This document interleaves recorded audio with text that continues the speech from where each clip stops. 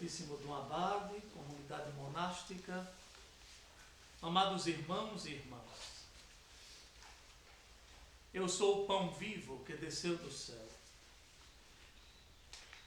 Pelo menos por 5 domingos, este é o terceiro, lemos o famoso capítulo 6 do Evangelho de João, o discurso sobre o pão da vida. Como já sabemos, em João, o livro dos sinais é construído com uma perspectiva diferente dos milagres dos sinóticos. Depois de cada sinal, temos uma reação, uma discussão, uma espécie de desdobramento ou até explicação vivencial que quase incomoda os interlocutores de Jesus. É essa relação entre palavra e ensinamento que devemos ter presente quando fazemos a leitura ou a meditação deste capítulo em João. No 17º domingo, escutamos, portanto, o relato da multiplicação dos pães, um fato importante na vida dos primeiros cristãos, pois temos variadas versões do mesmo acontecimento nos evangelhos. Domingo passado, depois do olhar atento de Jesus à multidão esfomeada, Jesus procura subtrair-se ao entusiasmo momentâneo do povo.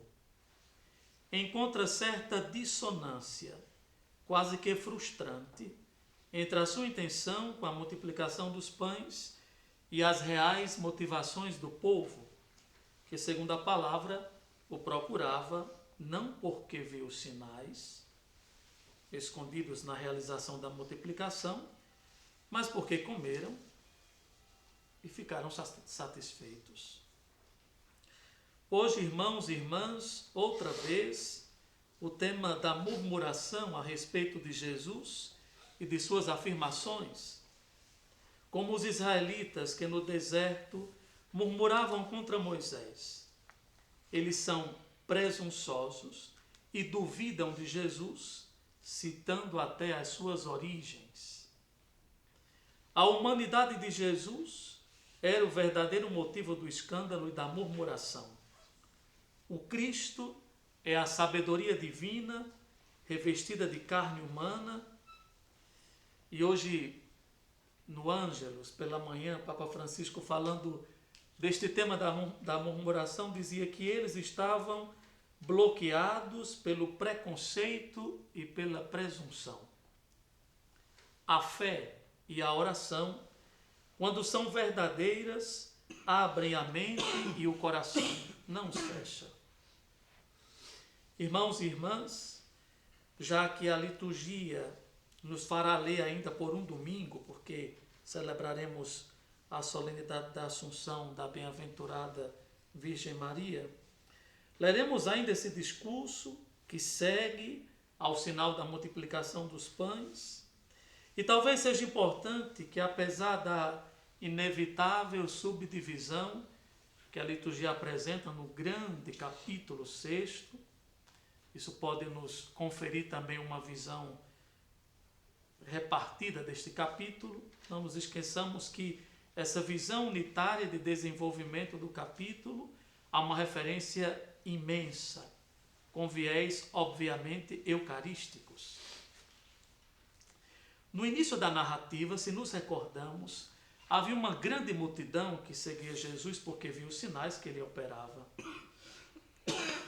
No final do capítulo 6, nós vamos ver ainda, vamos encontrar não mais a grande multidão ao redor de Jesus, mas somente os 12 que permanecem professando com Pedro a fé. A que iremos, Senhor? Tu tens palavras de vida eterna. Portanto, existe um percurso que estamos fazendo já há 3 domingos, que todos nós que participamos da mesa santa, do pão sagrado, fazemos como igreja. Um caminho que passa da multidão ao discipulado. Uma passagem obrigatória, feita pela interpelação da palavra no interior de nós, em nosso coração. E não nos esqueçamos o ponto de partida de tudo isso. Jesus provoca Filipe. Escutamos há 2 domingos. E conosco faz o mesmo, e a cada domingo confirmamos essa alta afirmação de Jesus. A tentação de lermos João 6 é de lermos somente os gestos da Eucaristia sem as suas implicações, sem as suas consequências. Não há um discurso absorto sobre o pão eucarístico, mas uma palavra que parte da real presença de Jesus, uma palavra que parte de sua realidade concreta no meio de nós. Jesus viu uma multidão com fome, estava vindo ao seu encontro, oferece a sua vida, é o ponto de partida. A primeira leitura na cena do profeta Elias, que convencido de ser o único a permanecer fiel ao Senhor, se encontra amargurado, desiludido, ameaçado por Jezabel, abandona tudo, quer morrer. Basta, Senhor, diz o profeta. Lamenta-se desoladamente. Ele vem inesperadamente acordado por um anjo, e ali, irmãos, vem citado um misterioso pão do caminho, do alento. Ao final de suas tentativas, enfim, o profeta levantou-se, comeu e bebeu, e com a força desse alimento andou 40 dias e 40 noites. Este pão é sinal, prefiguração do celeste alimento a nós dado também hoje no Santo Altar. A consequência de sermos alimentados do pão do céu é nos tornarmos pão, também nós, a fim de alimentar a vida de tantos, não com nossas forças, mas com o Senhor que recebemos, tantos ao redor de nós, que têm fome de vida e de eternidade. Caríssima comunidade monástica, há um particular belíssimo, ao meu ver, na primeira leitura. Um aceno sutil, mas que também pode falar da nossa consagração a Deus, vivida em chave eucarística, portanto, em chave sacramental. Vocês lembram que Moisés procura desculpas. Jeremias também procura, é muito jovem. Jonas tenta fugir e o profeta Elias adormece de novo. O adormentar-se de novo de Elias é sinal da nossa luta interior, da luta que fazemos para sermos fiéis, para sermos perseverantes na vocação, não obstante aos seus obstáculos e tantas dificuldades. O Senhor, que nos ama, que nos chama, não desiste de nós.